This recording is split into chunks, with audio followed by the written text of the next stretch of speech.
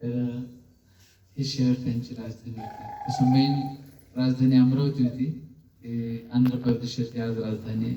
ते शहर त्यांचं राजधानी शहर होतं. आणि इकडे पश्चिम महाराष्ट्राकडे किंवा उत्तरेकडे जर विचार केला तर मग प्रतिष्ठान होते. पलीकडे गेले नाशिक पण होते त्यांची राजधानी, म्हणजे उपराजधानी. मुंबई पण होती. पण ते जसं जसं प्रांत विभाग वाढत जात आणि धर्माचा प्रचार प्रसार केला लोकांनी. आणि विशेष म्हणजे ती आई किती सुंदर असेल तर ती म्हणते, नाशिकचे जे बुद्धलेल्या पाऱ्यान समजा तुम्ही, आई म्हणते आई. आता ती कोणाला म्हणते ते नाही माहिती, पण ती म्हणते मम पुत्र चंद्रमुख समान सिंहस भाऊ ती समुद्र येतोय पितवहनस. हे त्यांच्या घोड्याने 3 समुद्राचं पाणी प्यायले. म्हणजे राजा अशोकाच्या नंतर बलाढ्य राजा हा आहे, विचार जर केला तर. त्याचा अर्थ तो होतो बंगालचा उपसागर, हिंद महासागर, अरबी समुद्र, तिन्ही समुद्राला वेळा घातला त्याने. एवढा मोठा राजा तो. आणि मग ती आई म्हणते जर माझा मुलगा इतका सुंदर असेल चंद्रासारखा, तर त्याच्या निमित्ताने जन्म जातीनिहाय शब्द म्हणजे जन्मदिवस असं त्याचा अर्थ होतो. तर ती म्हणते त्याच्या जन्मदिवसाच्या निमित्ताने चैत्य बनवत आहे. आणि ते चैत्य इतकं सुंदर असलं पाहिजे म्हणे की जेवढ्या लेण्या आहेत नाशिकच्या, म्हणजे बुद्ध लेण्या, त्यामध्ये ते सुंदर असलं पाहिजे.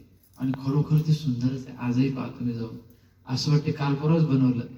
म्हणजे ती आई किती हुशार असते. तिनं जे आपल्या मुलाची तारीफ केली, सहज नाही केली. सिंहासारखा शूरवीर मध्ये माझा मुलगा चंद्रापेक्षाही सुंदर दिसतो. आणि 3 समुद्र त्यांनी व्यापलेले. घोडे काय पाणी पित नाही, ते खारट पाणी, पण ते उपमा दिली त्या आईने. आणि एवढंच नाही तर धर्माचा प्रचार प्रसार करत्या मातेने. मग तसं तुम्हाला सुद्धा आई वडिलापासून जे जे मिळालं ते चांगलंच मिळालेलं आहे. त्यांनी दिलं म्हणून तुम्हाला मिळालं. त्याने दिलं नसतं आपल्याला काही मिळणार नाही का. मेन तर इम्पॉर्टंट लाईफ म्हणजे जन्म. जन्मच नाही झाला तर काहीच भेटत नाही पुढचं आपल्याला. डिपेंड ऑन त्याच्यावर सुरू काय आता. त्यासाठी हा परिवार खूप चांगला आहे. मी एकत्रित राहतो. त्या घरच्या महिला पण खूप सुंदर आहेत, चांगल्या आहेत, मनाने प्रेमळ आहेत. म्हणून ते भाऊ भाऊ एकत्र राहू शकले. एक अलग आहे का एकत्र? चेन्नईला आहे सध्या.